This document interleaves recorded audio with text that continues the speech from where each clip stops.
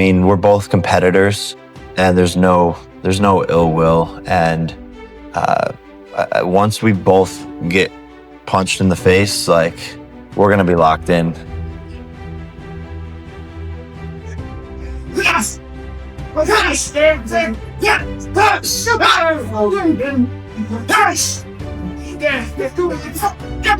Tank has one job to do, which is to let anybody know that's listening that it doesn't make any difference, that boxing is a real sport. My skills versus your skills, of which I am an abundance of and of which you have none of. Jake Paul is visibly shaken after hearing the news. Floyd Mayweather has officially joined Gervonta Tank Davis's training camp.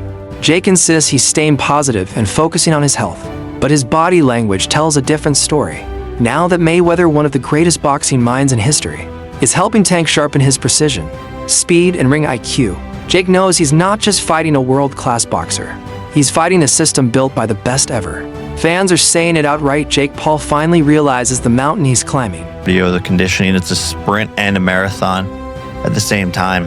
But I feel great. So I don't know, after 5 years of doing it, I'm healthier than ever, mentally doing amazing. So I'm just always thinking of the positive. And even in sparring, I've never been knocked down or knocked out or anything. So I've just yet to experience any. Have you ever been knocked out? No, never. I was meditating once. That's how my nose is crooked. People think my nose is crooked from boxing, but I was meditating once. It's the only time I've ever passed out and I got knocked out. But I like was sitting on this higher chair thing, meditating, breathing in. And I think I had like low blood sugar or something, or it was early in the morning, earlier than I normally woke up.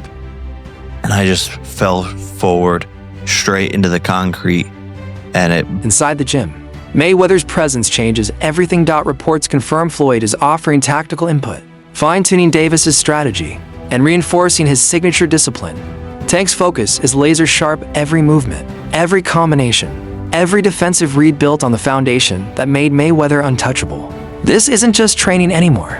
It's mentorship from boxing royalty. And it's happening right before the biggest spectacle of Tank's career.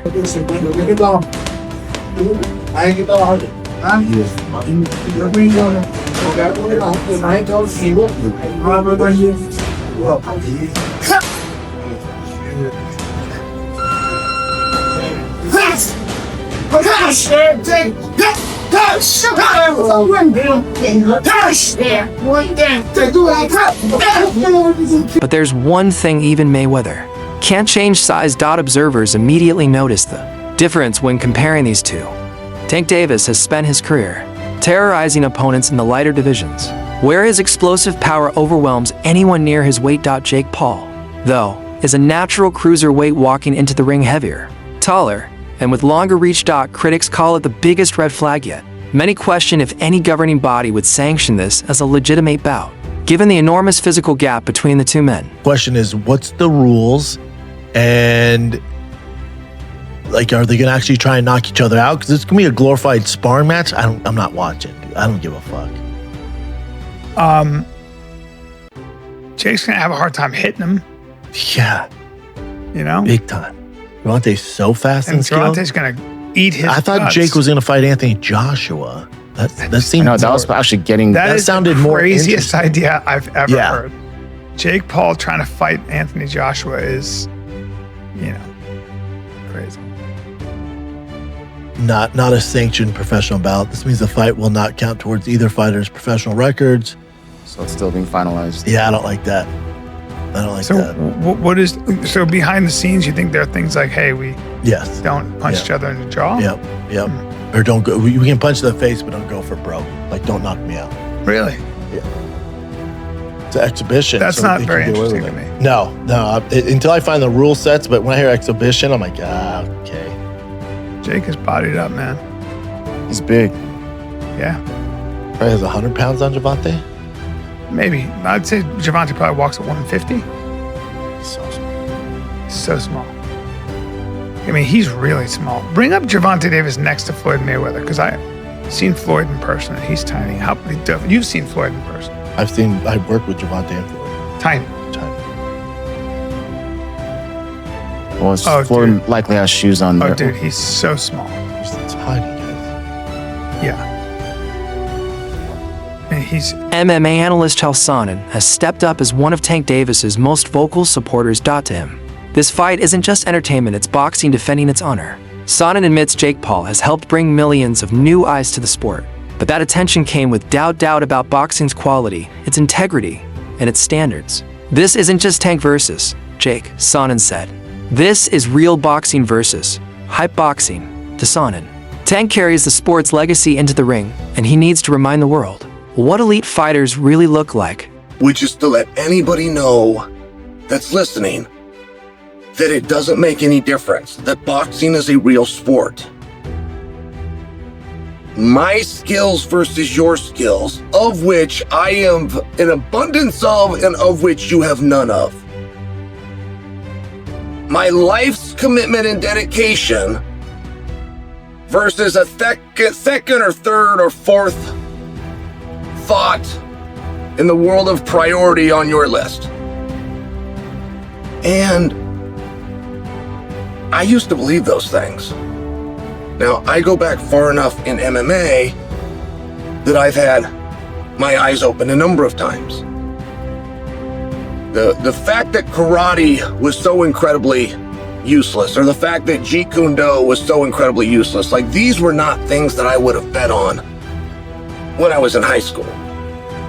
As a wrestler at that time, I would not have assumed that I would fare well in a fight against somebody that knew Kung Fu. We had all been falsely led through Hollywood. Not through competition, not through sport, not through understanding of the game, but just through Hollywood. We were told that those guys were the most dangerous guys. So, we then eventually... Weight classes exist for a reason. They keep fights fair balance between size, strength, and endurance. Tank's used to opponents his size: quick, technical, explosive. But Jake Paul, he's a different kind of problem. He's bigger, heavier, and naturally stronger.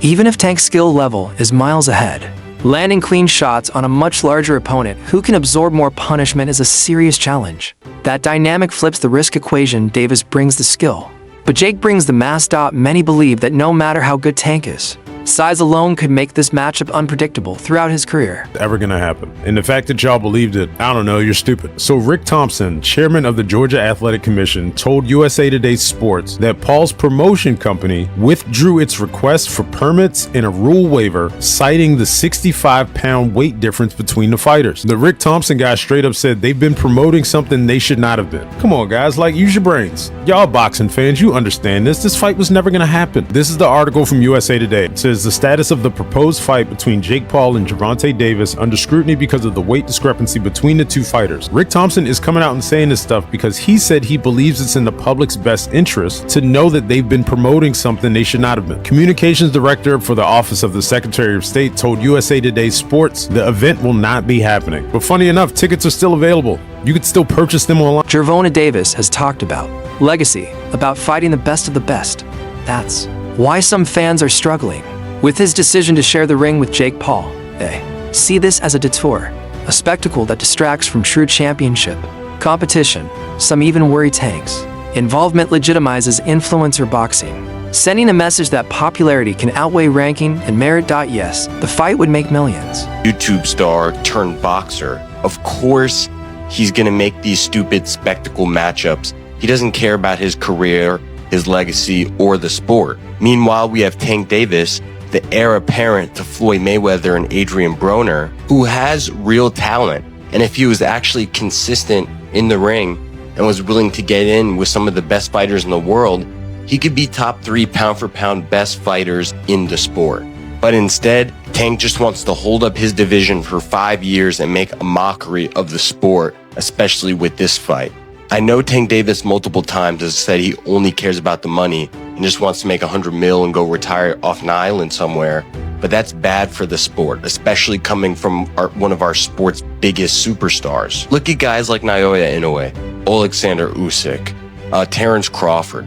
Those guys are real fighters, okay? They challenge themselves against the best fighters in the world. And money comes their way too from it. Don't get it twisted. What's crazy is Tank would make just as much money if he fought Shakur, Devin Haney, even Teofimo Lopez. The biggest tragedy of all is the fact that Lamont Roach isn't getting his rematch. He got robbed in that fight with a knockdown. He definitely would have won the split decision, and he would have got his Buster Douglas moment, but he didn't, and now he can't even get a rematch because Tank is going to do this, and now Lamont Roach has to fight Pitbull Cruz instead. I used to be such a big Tank Davis fan, but over the last year and a half that I've had this channel, the amount of BS that I've had to report on Tank Davis just like this completely turned me off as a fan of Tank Davis. Jake Paul can do his thing with the... It's bittersweet, because every time spectacle wins, boxing's old school values, discipline, ranking, honor, slip a little further into the shadows. That's it for today's video.